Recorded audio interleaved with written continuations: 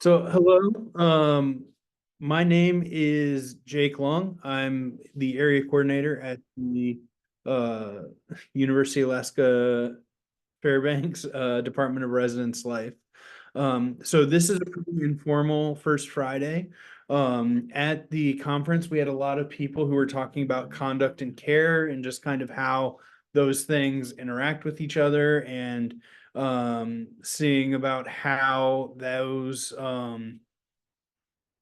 we could support each other about with within our own community. So I have a couple of discussion points, and please feel free to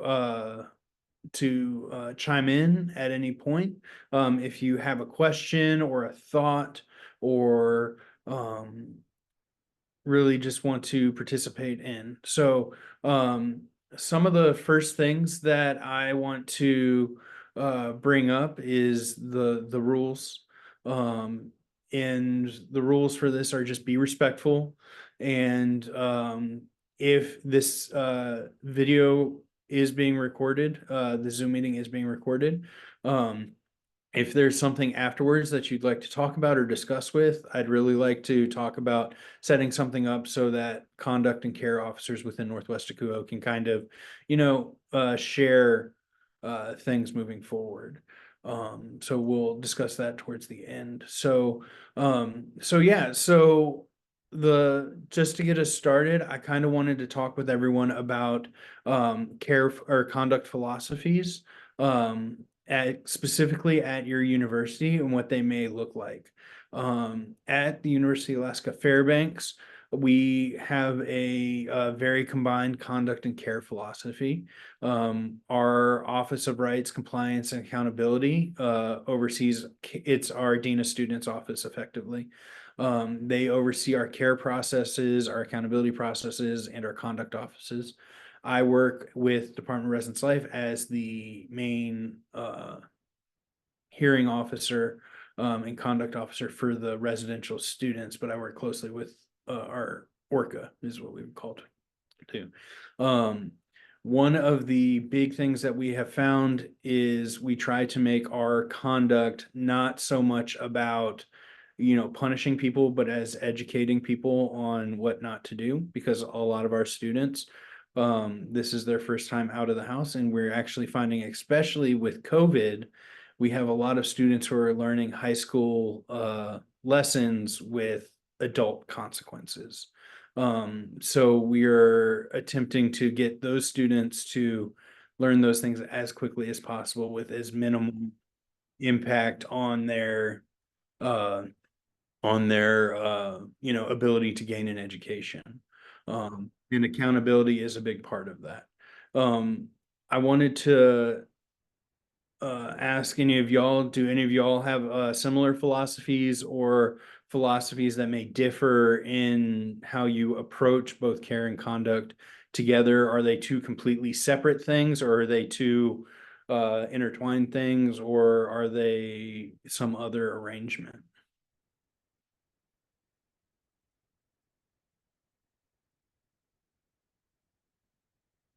Hi, Jake. I can go first. So my name is Lauren. I am the Associate Director at the University of Alaska Southeast. So big surprise, we have very similar setup. Our Dean of Students office holds both the care team and the student conduct within that department. And in my role, I am also serving in both capacities. We do have a very similar philosophy, trying to make it educational and responsive to what the behavior is and how we can make it a better community and help them kind of learn how to fit into that moving forward, I would say. So very similar. I can chime in. Here at Washington State, recently within the last year, previously our live-in staff members were also served as like conduct hearing officers. We took that off their plate and moved it kind of like back to our Center for Community Standards. And so here at WSU, that's a separate office than like our Dean of Students office, which like houses like our like care case managers, and they kind of like focus like more on like the care follow-up. But very similar to y'all, like our conduct officers really try to do like an intentional like job of making sure that the conversations like are educational. And same thing with like the sanctions that are like applied, like if a student is found responsible.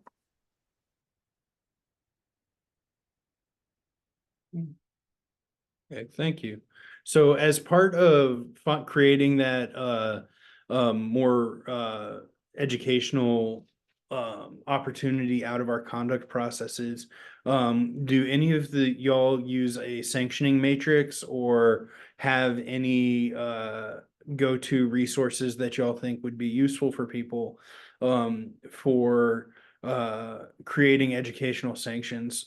For instance, we at UAF use something called Third Millennium, which is online educational modules. And we have sanctioning matrices to ensure consistency. One of the things I found that's important, especially with how we set up our sanctioning matrices, is we have the sanctioning matrices, but there's wiggle room within those. So if someone were to get an alcohol case, so we have level 1, 2, 3, and 4 alcohol violations. A level 1 violation would be a simple under 21-year-old drinking alcohol. Okay, sanctioning for that would be an online alcohol educator, the fee to pay for the class. They would get a written warning. And then if they were under 21, their parent would be called, or their emergency contact would be called to inform them, because we found that we've had more success with wraparound support from parents and family members knowing what's going on. We've had a lot less students go and say, "Oh, it's just me, and I can do this again."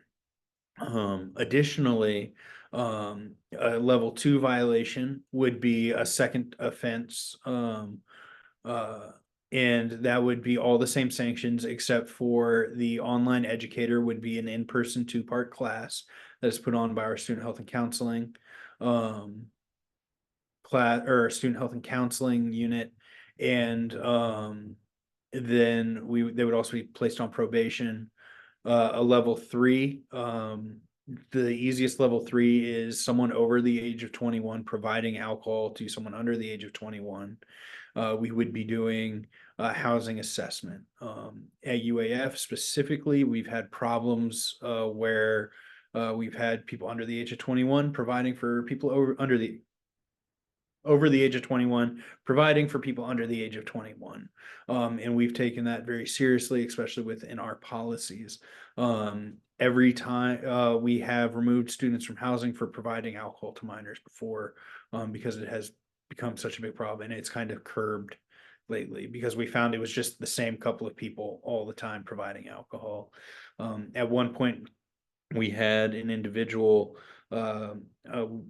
unknown to us who this person is, but they stopped doing it this year. It was the Snapchat liquor store. They would Snapchat, residents would be able to contact them on Snapchat, and then alcohol would just show up. They'd be able to get alcohol from them. So like that kind of thing, and doing that is kind of why that got up with us. And then level 4 would be no questions asked, you're getting removed from housing, interim suspensions and stuff like that. Think you're on probation and you get drunk and violent, or you continually provide alcohol to minors, or a lot of that just comes with a big safety factor to it. The important thing to note with that is that loss of housing is not considered a major sanction at the University of Alaska Fairbanks. A major sanction for us, it would be suspension or removal from the university as a whole, not specifically housing. So that's kind of how we have most of our stuff set up. Alcohol is one of the very simple ones. So what at your universities, what resources would y'all use, and what would your matrices look like? Or do y'all even use matrices, or do y'all leave it a lot more free flowing?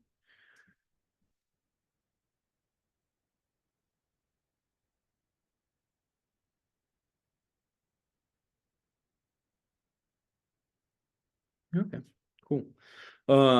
Yeah, so is there any, so yeah, so we got, let me look at my list here.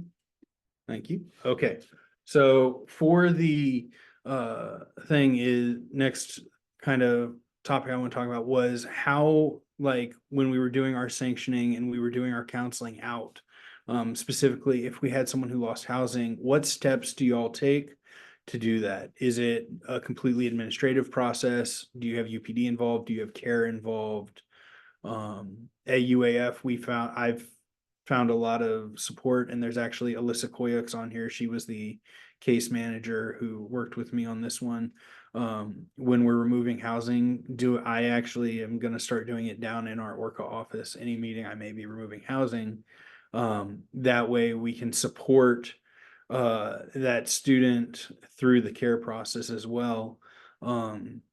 Alyssa, you don't have to say anything. I'm sorry if this puts you on the spot a little bit. Do you want to add anything to kind of like to that process of counseling a student out?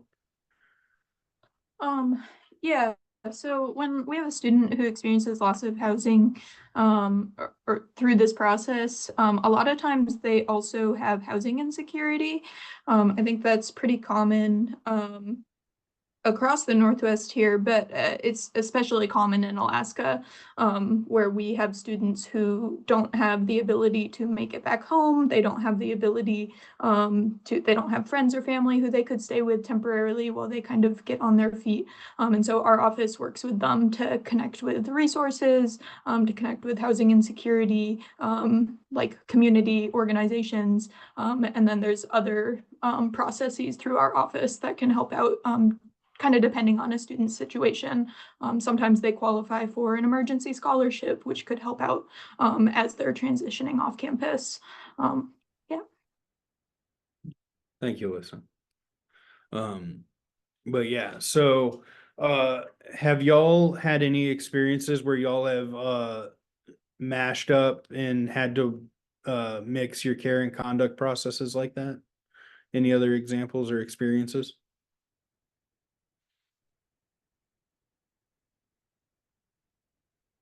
I haven't really seen, I mean, we have a smaller population, so we don't typically, I haven't seen that yet. I'm also newer to the institution.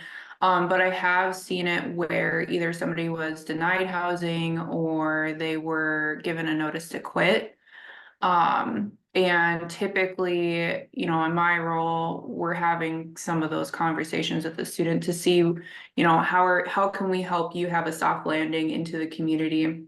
If there are larger needs, then we might be either referring them to our campus services. We have a case manager or counseling, or it might get put on the care team's radar.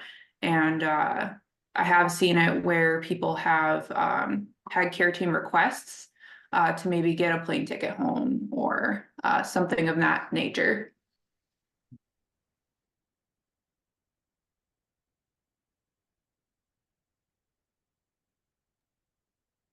Think we also have a pretty small population.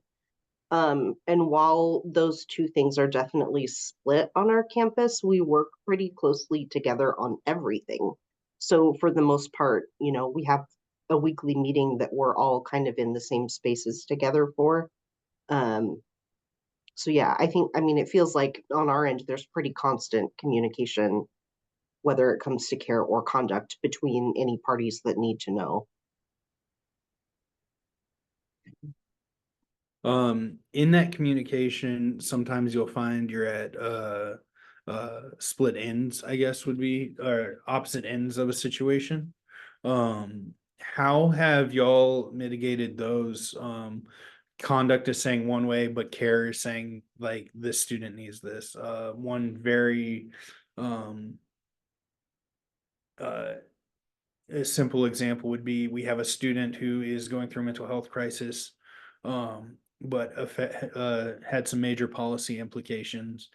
But you can't not address the policy implications, but you need to support the student.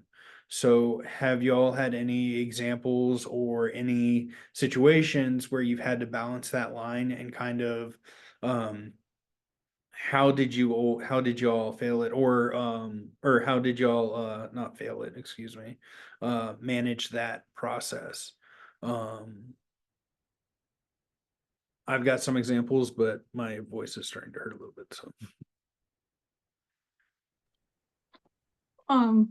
One note I have on that, I guess, is that one thing that I've found is really helpful, is that, for, Jake, for example, him and I work very closely together, when we have cases like that, and having kind of an understanding that, Jake has his process that he's going through, and, we have our university policies, and, the student might have opinions or feelings about that, or opinions about the way that meeting went, or things like that. And being able to kind of take that information from a non-biased perspective, from both ends. So both from the student and then from whoever's administrating that conduct. That way I can get a better picture of everything that's going on. And then also there's no animosity towards other departments. Just something to add on to that. We've had situations, actually, me and Alyssa have been on the situations where we've had one case and we've actually ended up making two, in Maxine, you get an incident report, then you make the case. So we've actually ended up making two cases out of that. So we have a very definitive separation between the conduct and the care. And there have been situations where we have, not misassigned, excuse me, intentionally assigned individuals and case managers because of a history or because of an action. So I personally, I work with care when I need to, but my main role is in conduct. And it's that way because I want my resident directors to be more of that care facing opportunity. They do some conduct, but I really want them to be more care focused when I can. So if there's anything major stuff, it's going to be me or an area coordinator who's doing that to keep that separation. And we've had some really good success with that. We found that there are things students will say in conduct that they won't say in care, and there are things they'll say in care that they won't say in conduct. One of the biggest things, though, is the information you get in care may not always be usable in conduct, and it takes a lot of prerogative in understanding where those lines are for your space. One other policy that we have at UAF is an amnesty policy. Just a quick show of hands. Who has an amnesty policy at their university? Okay, fair enough. Okay, so at UAF, our amnesty policy is vaguely specific, and I know that makes no sense, but it was how it was written basically. If a student, CW, thank you. So if a student goes and is drunk or is in an unsafe, actually, I can give you an example. One that's probably gonna kind of hit there. So last night it was negative 30 degrees in Fairbanks, Alaska. So it was a little cold. There's an individual who got intoxicated and got lost or was not in a safe situation at negative 30, they would have the ability to call the Department of Residence Life, or anyone to say, hey, I need help. Here's the thing. They did the responsible, irresponsible thing, the irresponsible, responsible thing, right? If they're under 21 and they're drunk and they call, we want them to call. We want them to be safe. That's what our policy is. Part of our amnesty policy is they have to be the ones to kind of initiate the care. So they can't just go and say, oh, I was having a crisis and I got drunk for it and then you caught me. No, it has to be, I'm drunk, I'm in crisis, I'm calling you, right? That is one of the main distinctions of how our policy works. One of the other things that I think makes our policy work and something that we are starting to implement with amnesty is you can get amnesty, but we still have the ability to do quote unquote sanctions. They aren't called sanctions because they're not found responsible or something, but in the university policy in Alaska, it's the Board of Regents policy. We can require them to get their amnesty for this instance. We can say, you have to take this online educator for alcohol, or you have to go to this class, or we can put stipulations on it. If they do not meet that, then the amnesty will be transformed into a conduct and they will go through the conduct process. And then with all the rights and stuff. And we found that that has a lot, instead of just granting amnesty and saying, hey, you get a freebie. We're still able to kind of force those educational conversations a little bit. Does anyone else have something, a similar setup in their amnesty policy, or have y'all had to work with it at all? Really?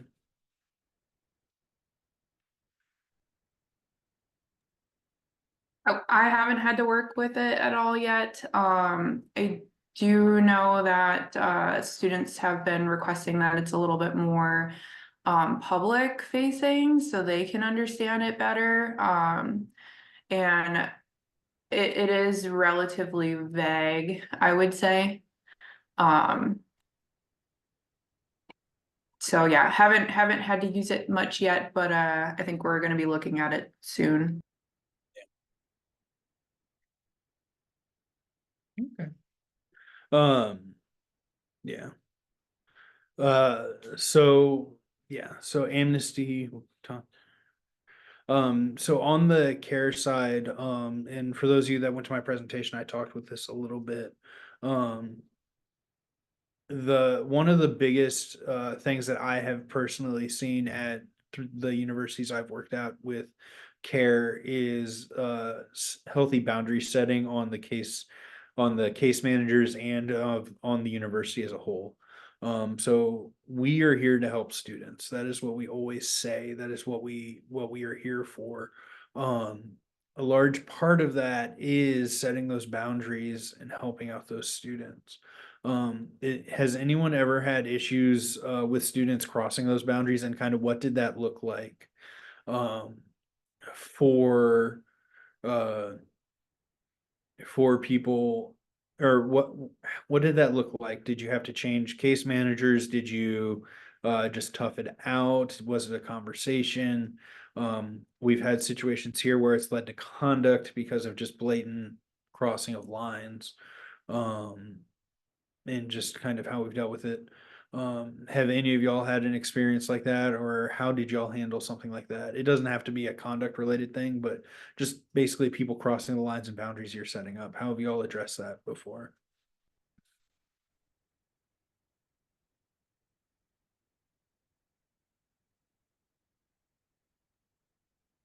I feel like anything involving like our amnesty policy or anything like that is a pretty case by case situation on our end.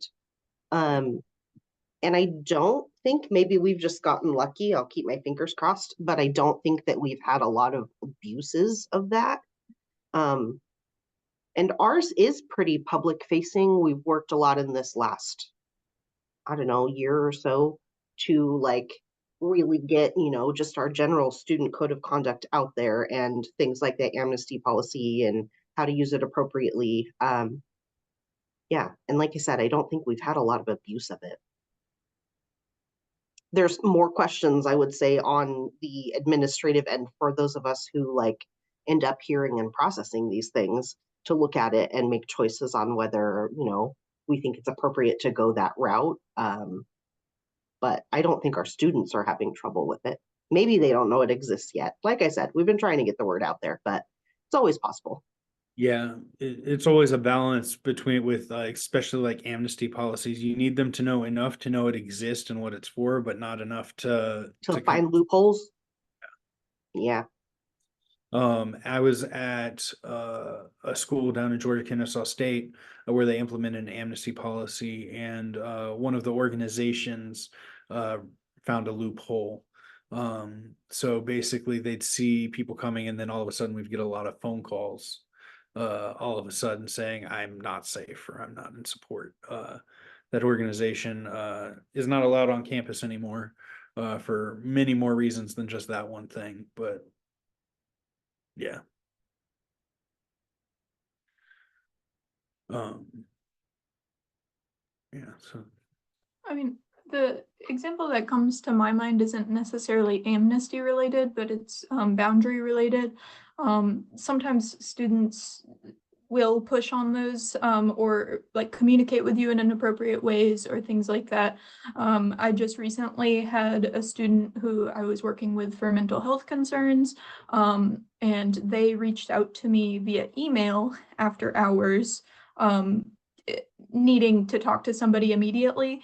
I facilitated that because I noticed the email and I called Residence Life who handled it from there. So I didn't have to like overstep my, off time work boundary. But I was very clear in my communications with that student following up, like this, it's not that I don't want to help you. I have hours that I work and here are appropriate ways to get help outside of hours. So that was just an example that came to my mind.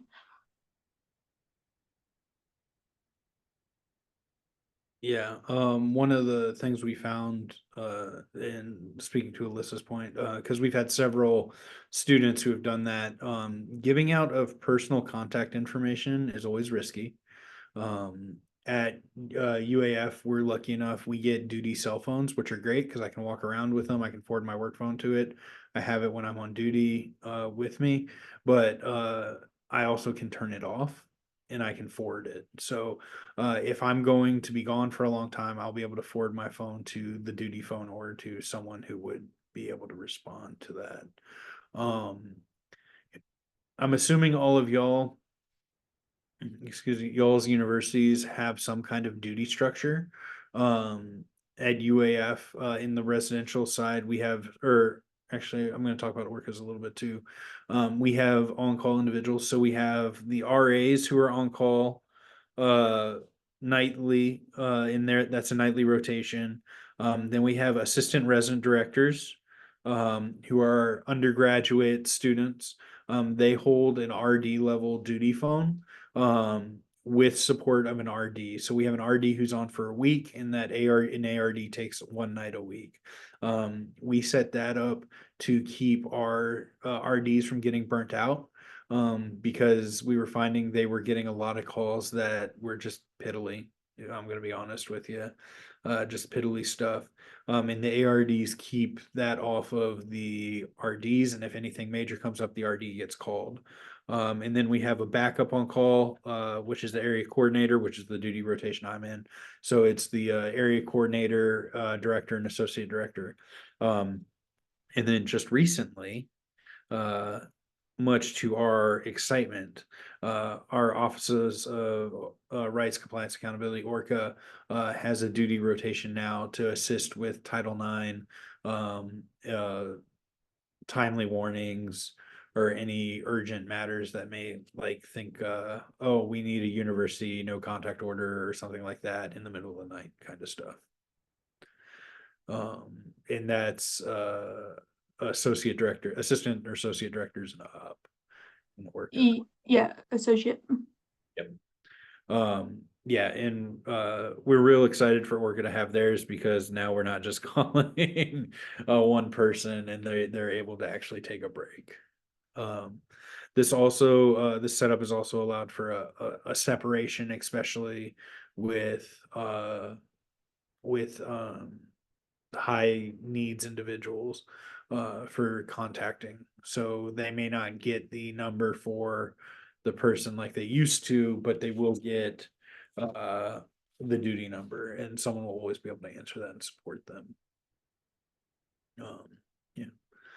Um, so, are there any topics y'all would like to talk about, or any questions or scenarios that y'all gone through that y'all may want a second opinion on, or just to talk out, or say, hey, I did this really cool thing with conduct. I know I'm a nerd now because I can say that unironically, I did this cool thing with conduct.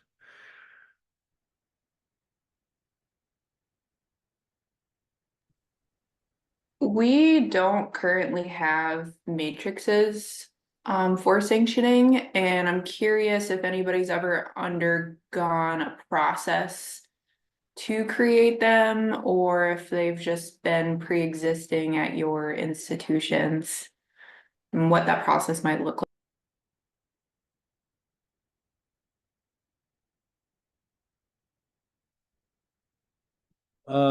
I've actually been part of making processes. Let me see if I can find one here real quick. Uh, Yeah, we did have matrices, and just kind of frameworks, but I mean, around the time that Jake was coming into office, Yeah. a We lot had of to changes figure it out. happened, and we looked at, a lot of our processes. Yeah. Okay, so here's an example of one, this is not one that we are currently, this is something I made over the summer, just as a thought process. And this is all internal to me, so it's not a university, uh, thing, so, um, I don't mind sharing this one. Here, so share screen. So we had a lot of issues with animal policy violations, and just kind of how we were handling them.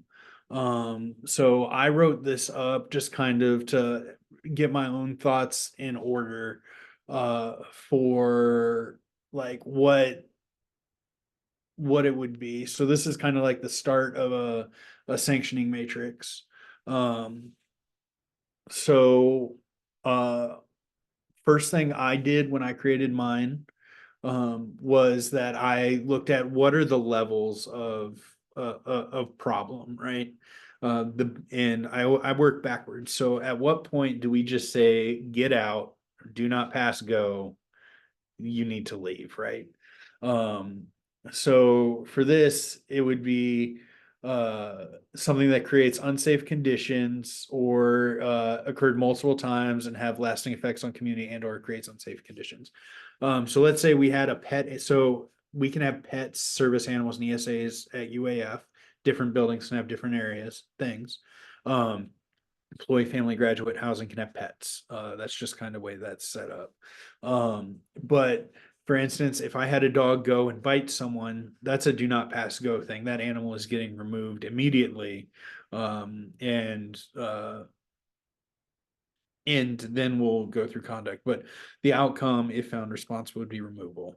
So that is my like high point, right? The other one would be damage to a facility. We've had one person do upwards of $20,000 of damage to a unit, and all of y'all have charged students, you're never getting that money back. I would rather spend that money on upgrading our spaces than just, trying to keep them livable. So yeah, so the level 4, which that would be my highest, and sanctioning of that would be review of housing termination, restriction from University of Alaska, this is residential communities, and then restitution if applicable. It is important to note that until recently, it has been hard for us to separate ESA and service animals from the individual conduct wise. Some new stuff happened lately, and legal let us do that for the first time, and I get excited about weird things, but I'm excited now that it's easier for me to remove the animal and not remove the entire animal person setup.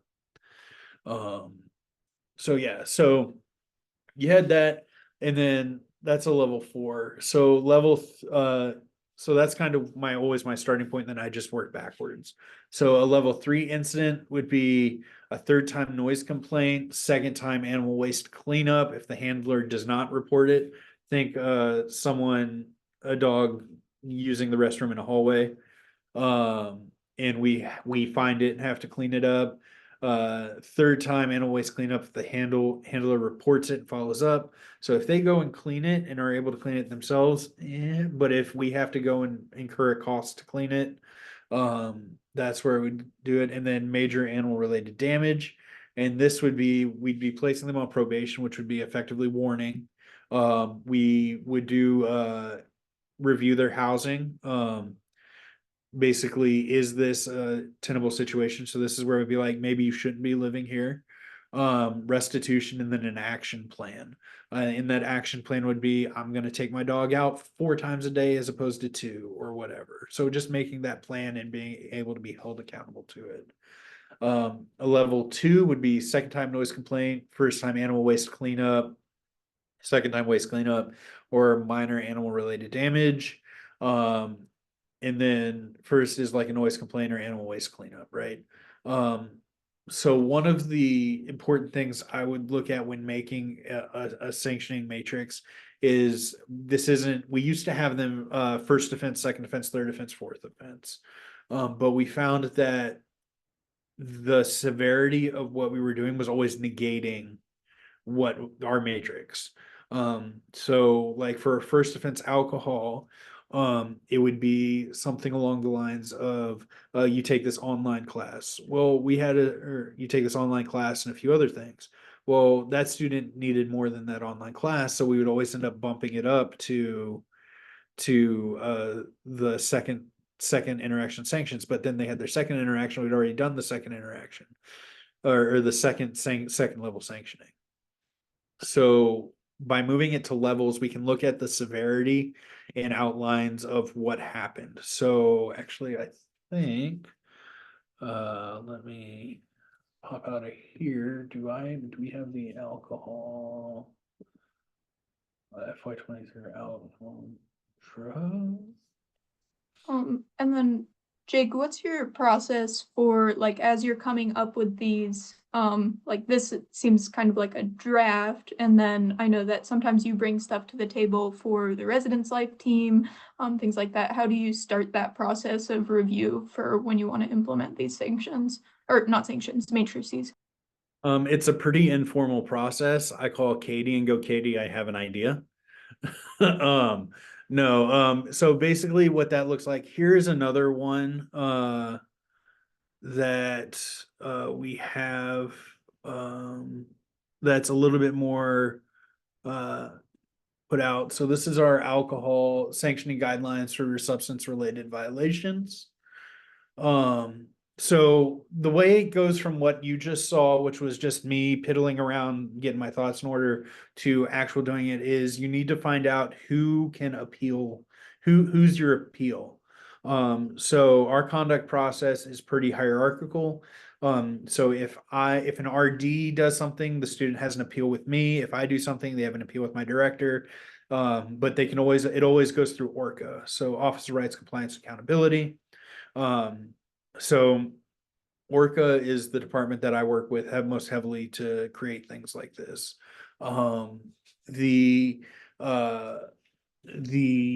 biggest part of that is just making sure that you're not going to get sued.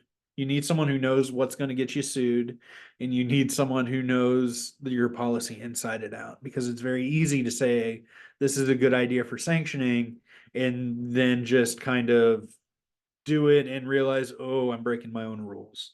And that's where universities get in trouble very heavily. So this is the sanctioning guidelines for 2023 academic year, which is that this year, or we're in 2024 academic year? No, I can't remember. Please forgive me. But yeah, so this is one of our more set out one. So we've defined like what our possible sanctions are. So what a written warning is, educational course, restricted access, the different levels of probation, opt-in treatment on campus, housing ineligibility. One of the big things here that we had to make sure people understood was if you get removed from housing by your own choice, you don't get your money back.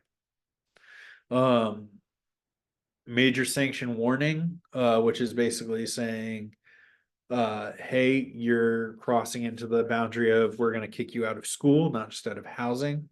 Suspension, mandatory treatment, that I don't think we can do that there's a way we can do that. I cannot remember what that is, so please forgive me. I'm not gonna speak on that too much. Then expulsion. So sanctioning authority may consider, and then we listed out factors which we would take into account for our sanctioning. Significant life events, religious use, intoxication levels, just like that. So this is what our sanctioning matrix looks like for alcohol. So we broke it up into those level ones, and if y'all want to take a second, just kind of review it. If y'all have any questions on it, I would just kind of be going there. But yeah, this was made in conjunction with Officer Rights Compliance Accountability, Title IX. What's Graham's big title? He's got a big title now. I can't remember what it is. Clery and compliance. Theory and compliance, that's what it was. Cleary, and then all of this is generally reviewed. If there's anything we're like, maybe the legal will take a look at it. If it's anything there. So that's our alcohol sanctioning matrix for this year. Do y'all have any kind of questions or thoughts on how that might look?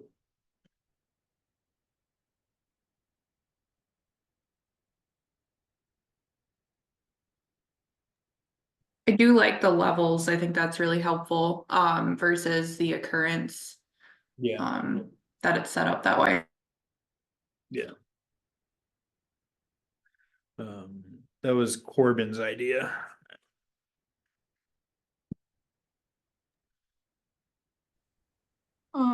My next question, I guess, is if and when do you decide to put this sort of thing public facing?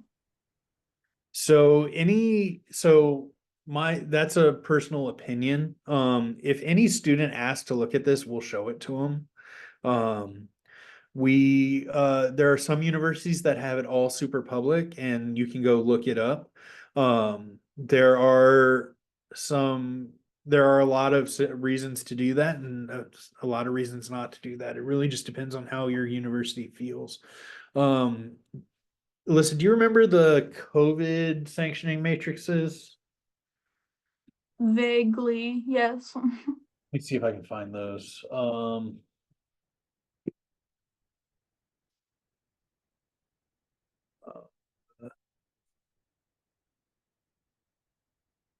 Okay, so here's a sanctioning matrix we made for COVID, and every student got sent this. Cool. So every student got sent this, the sanctioning matrix, because we wanted them to know very heavily, if you screw around, this is what's going to be the consequences. And any sanctioning matrix or anything you put in writing, you should be fully ready to just put on a poster somewhere, especially when it comes to conduct, because the whole process is not about, being sneaky. Oh, you're in trouble, now you're going to get it. It's about being very transparent with the consequences of decisions that these students are making. Our office, Orca, is very, I would say very open, about providing information. But sometimes students will need to ask. And like in our conduct meetings, I'll go over entire sanctioning matrices with students. First time I'll go through like a level 1, I'll be like, okay, this is what will happen if you continue this behavior. But if it starts getting up to level 2, I'm like, here's the road you're going down, and I need you to stop it. Yeah. But yeah. So we also made flyers for these. I cannot remember where they are. Or else I would show those to y'all. Yeah, But and then we also had flyers for alcohol and marijuana sanctions, just since those are pretty common in university populations. so let me see if I can find that. Canva.com. If your department does not have a Canva premium account, get one. It is life changing.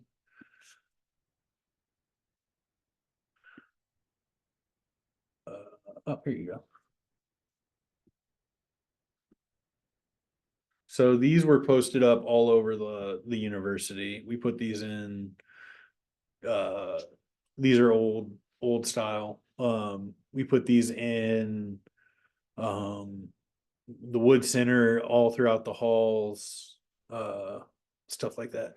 One of the downsides we found though, we had a couple of students who, were like, oh, it's only my second offense, I'll risk it. But I mean, that's them making a decision with the information they have. If they're on an educational side, if they're willing to suffer the consequences of their actions and they do them anyway, then they suffer the consequences. But yeah. So, What we've found though is like just thinking back to the time when I was a resident director, and then of course in my role here at rights compliance and accountability, when there are larger alcohol issues or substance use issues, there is always more going on behind the scenes, and you might not be the appropriate person to be able to like help that student in that scenario, but connecting them with somebody who can is really important. yeah. I think Alyssa hit on something very important, especially both care and conduct. Your pride will be hurt at some point in this process doing what is best for a student. That is okay. We are not superheroes, no matter how much we feel like it every once in a while. And we won't always be able to save the day. But getting them to someone who can is the best we can do sometimes. I've had some very good students that I liked a lot that I was unable to help, and it hurt me a lot not to be able to help them. But I was able to get them to where they needed to go. Actually, one of them just had a kid, so I should look them up.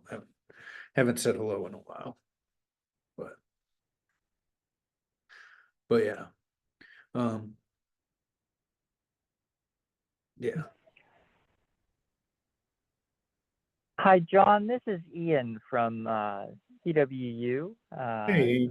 I had a question. I'm on my phone as I'm working on the road, and so I had a question for the group. So our institution and our department's kind of going in the complete opposite direction than what Jack described, where they've centralized more of their conduct, taking it away from or off the plates of hall directors. We're actually moving in a direction where our current process is centralized through our Dean of our Office of Rights and Responsibilities, but we are moving towards where housing and residence life is going to now start processing all of its own, all of the policies related to housing within our own department. I was curious within the group, because I'm just not able to see who's all here, if other institutions have that model, or if you happen to know other institutions that have a